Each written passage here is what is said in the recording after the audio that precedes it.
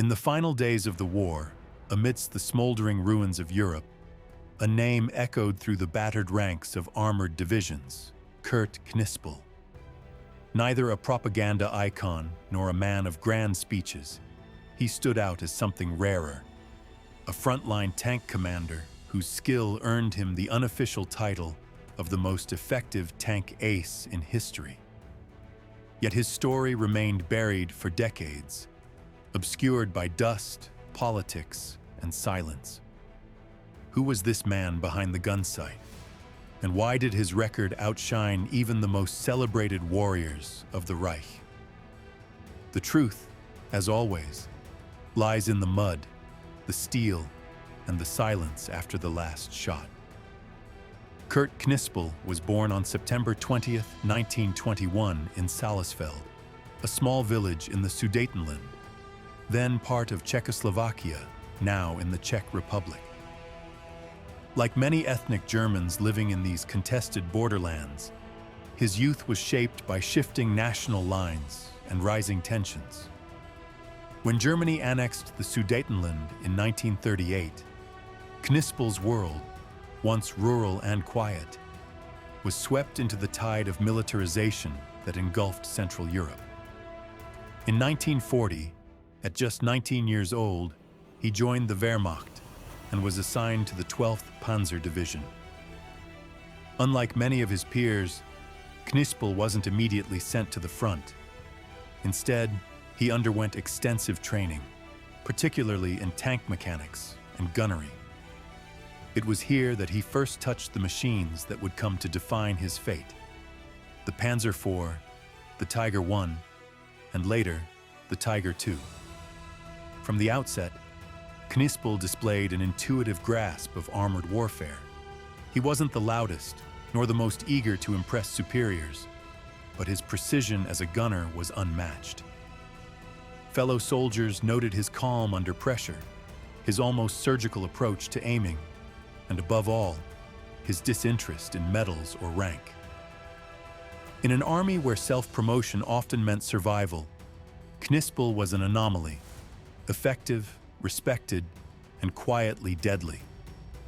His first taste of combat came on the Eastern Front, where he quickly adapted to the brutal, fast-moving nature of tank engagements. As Operation Barbarossa unfolded, Knispel's name began to circulate among tank crews, not because of propaganda, but through whispered respect. He was the man who never missed. The vast plains of the Soviet Union became Kurt Knispel's proving ground. In 1941 and 1942, as the Wehrmacht pushed deeper into Russian territory, tank battles became increasingly frequent and lethal.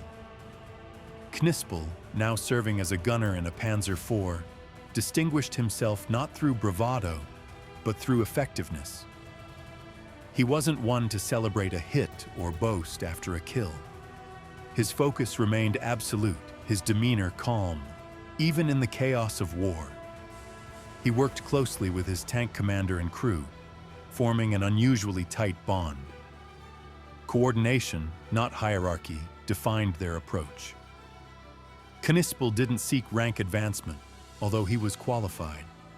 He preferred to remain in the turret, at the heart of the action, controlling the very tool that had become an extension of himself: the tank gun.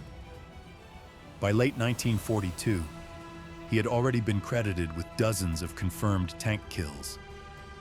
These weren't statistics gathered from rear headquarters. They were battlefield confirmations, witnessed and logged under intense scrutiny. Yet Knispel showed no hunger for recognition. In fact, records suggest he often credited kills to fellow crew members if there was any doubt, downplaying his own role. The war, however, had a way of magnifying legends.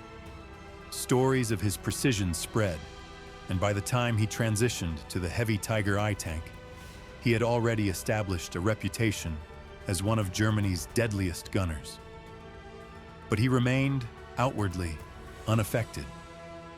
His crew recalled a man with long hair tucked under his helmet, often scruffy, with little interest in medals or appearances. To Knispel, only two things mattered: his crew's survival and hitting the target. As the war ground on and Soviet armor evolved, tank engagements became even more dangerous. Yet Knispel's accuracy did not falter. He was now regarded not just as a marksman, but as a teacher. Younger tank crews sought his advice. Commanders respected him, even if he resisted promotion. His unofficial tally kept growing. But with every kill, the toll of war grew as well. The Eastern Front was not a place for glory. It was survival, inch by inch. By 1943, Kurt Knispel had become inseparable from the Tiger Hutchern, the most feared and iconic heavy tank of the German Wehrmacht. With its 88mm gun and thick armor, it was a fortress on tracks. And in Knispel's hands, it became a precision weapon. He wasn't just a gunner anymore. He was a symbol of what a tank crew could achieve when experienced, calm under pressure. Operating primarily on the Eastern Front, Knispel took part in major engagements near Kursk and later in Hungary. These were not battles for territory alone. They were brutal contests of endurance, where tank met tank in close-range duels across muddy fields and frozen plains. In such moments, it was often a matter of seconds. Who spotted first? Who aimed fastest? Who fired most accurately? Knispel's reputation reached mythic proportions. His crewmates described him as quiet, even introspective. Someone who didn't wear medals, despite earning many, including the Iron Cross First Class. He was nominated multiple times for the Knight's Cross, one of the Third Reich's highest honors, yet it was never awarded. Some historians believe this was due to his refusal to adhere to military protocol or his lack of interest in appearances and political correctness. He often clashed with authority. He questioned orders when they didn't make sense, and he refused to place his crew at unnecessary risk. In one documented incident, he intervened to stop the abuse of Soviet prisoners by other soldiers, earning both respect and reprimand.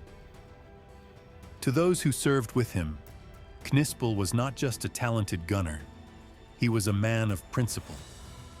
By late 1943, his confirmed tank kills surpassed 100.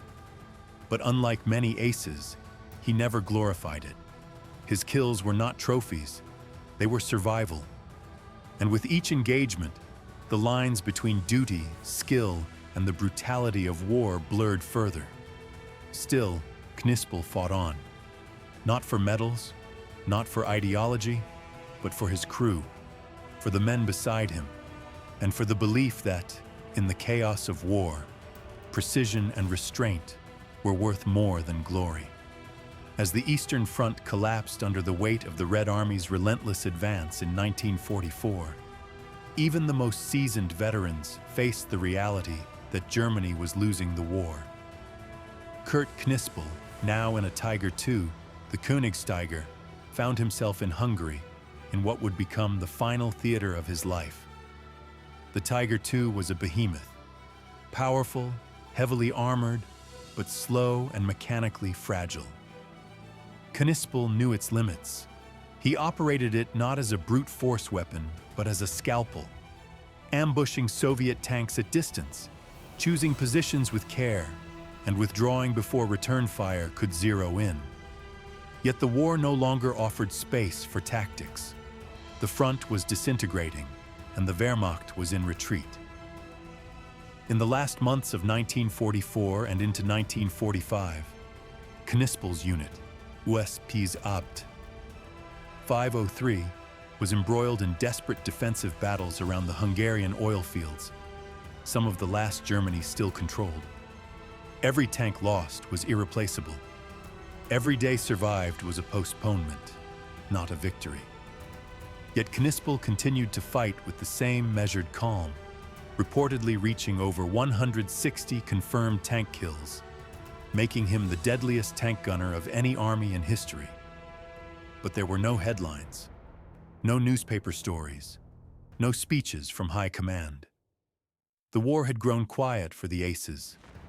It was now a time of retreat, of cold nights and shattered cities. By April 1945, the front had reached the Austrian border, and Knispel, who had survived over 50 direct hits on his tanks, was stationed near the small town of Vostitz. On April 28, 1945, in the chaos of one of the final tank engagements of the war, Knispel was fatally wounded by shrapnel during a Soviet artillery strike. He was just 23 years old. The most successful tank ace the world had known died not in a celebrated duel, but in a muddy, anonymous field, 3 days before Hitler's death, 11 before Germany's surrender. For decades, his name was lost to official histories, his grave unmarked, his achievements unrecorded in post-war textbooks. Only in 2008, after a Czech archaeological team discovered his remains, was his story fully confirmed. Kurt Knispel was buried with honors in the military cemetery of Vrbovec, Czech Republic, a final resting place far from the fame he never sought. If you found this story meaningful, please like, subscribe, and enable notifications so you won't miss more journeys into the forgotten pages of history.